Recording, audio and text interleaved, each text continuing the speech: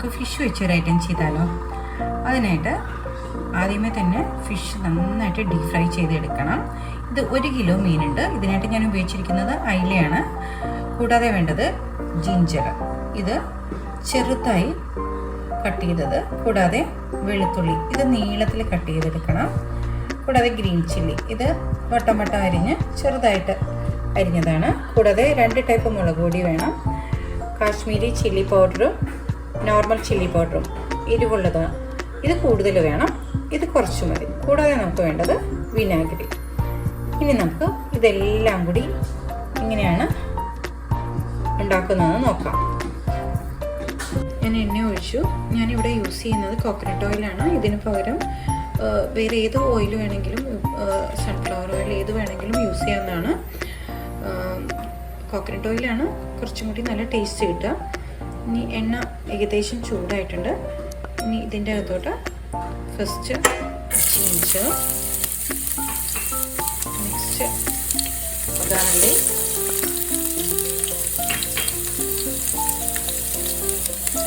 Green chilli,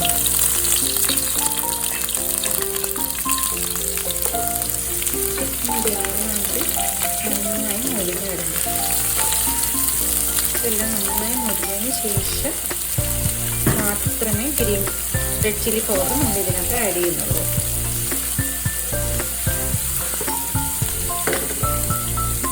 ഇതെല്ലാം നന്നായി മുരിഞ്ഞിട്ടുണ്ട്. ഇനി ഫ്ലെയിം ഓഫ് ചെയ്തതിന് ശേഷം നമ്മൾ എടുത്തു വെച്ചിരിക്കുന്ന Kashmiri chilli powder, red chilli powder ഇതെല്ലാം ഇട്ട് നന്നായി മുരിച്ചെടുക്കണം. ഇത് മുരിഞ്ഞതിന് ശേഷം, നന്നായി മൂത്ത് വന്നതിന് ശേഷം മാത്രം നമ്മൾ വിനാഗിരി ഒഴിച്ചു കൊടുക്കുള്ളൂ.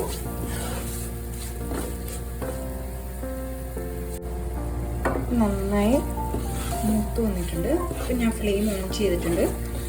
ഫ്ലെയിം ഓഫ് ചെയ്തിട്ട് വേണം നമ്മൾ റെഡ് ചില്ലി പൗഡർ ചേർക്കാനായിട്ട്, അല്ലെങ്കിൽ ഇത് പെട്ടെന്ന് നമുക്ക് കരിഞ്ഞു വേണം. ഇനി ഇതിനാവശ്യമായ വിനാഗിരി ചേർക്കാൻ പോവാണ്.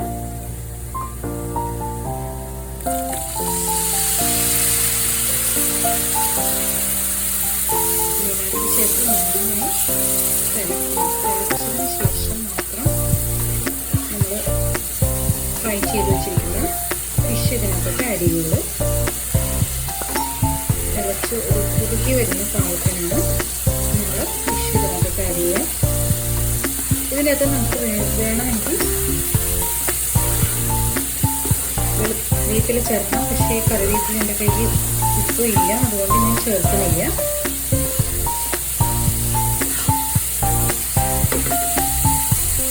ഏകദേശം കുറുകി വന്നിട്ടുണ്ട്. ഫിഷ് ഫ്രൈ ചെയ്തപ്പോൾ ഞാൻ ഓൾറെഡി സോൾട്ടെല്ലാം ഇട്ടതാണ്. എങ്കിലും മസാലയ്ക്ക് വേണ്ടിയിട്ട് കുറച്ച് അതിന് വേണ്ട കുറച്ച് ഉപ്പ് ചേർത്ത് നന്നായി യോജിപ്പിക്കുക. ഇനി നമുക്ക് ഫിഷ് ഓരോന്നായി ചേർത്ത് മസാല പൊതിയുന്ന രീതിയിൽ നമുക്ക് മിക്സ് ചെയ്തെടുക്കാം. ഫ്രൈ ചെയ്തിരിക്കുന്ന ഫിഷ് ഇതിനകത്തോട്ട് പതുക്കെ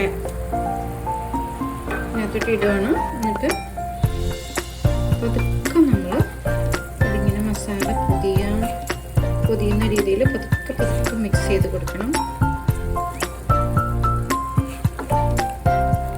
ഫിഷ് പൊടിഞ്ഞു പോകാൻ പാടില്ല. ഇതുപോലെ സൈഡിൽ നിന്ന് മസാല പൊതിയുന്ന രീതിയിൽ ഓരോ ഫിഷും മിക്സ് ചെയ്ത് സൈഡിലോട്ട് മാറ്റി വയ്ക്കാം. ഓരോ ഫിഷും ഞാനിങ്ങനെ മസാലയിൽ മിക്സ് ചെയ്ത് എടുക്കുകയാണ്.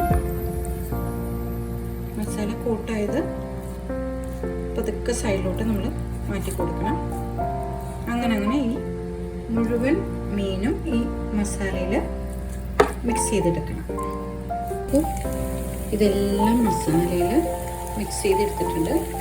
ഓരോ ഫിഷും സെപ്പറേറ്റ് എടുത്ത് മസാല കോട്ട് ചെയ്യുന്ന രീതിയിൽ നമ്മൾ മിക്സ് ചെയ്തെടുക്കണം. അങ്ങനെ ഇതെല്ലാം മിക്സ് ആയിട്ടുണ്ട്.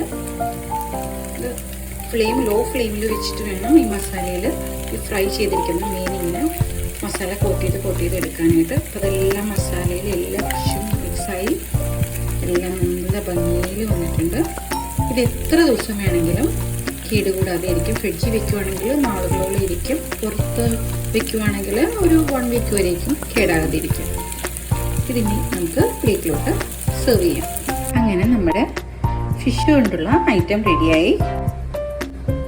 മീൻ പടകറി, ഇതാണ് ഈ ഐറ്റത്തിൻ്റെ പേര്. വളരെ ടേസ്റ്റി ആയിട്ടുള്ള ഒരു ഐറ്റമാണ്.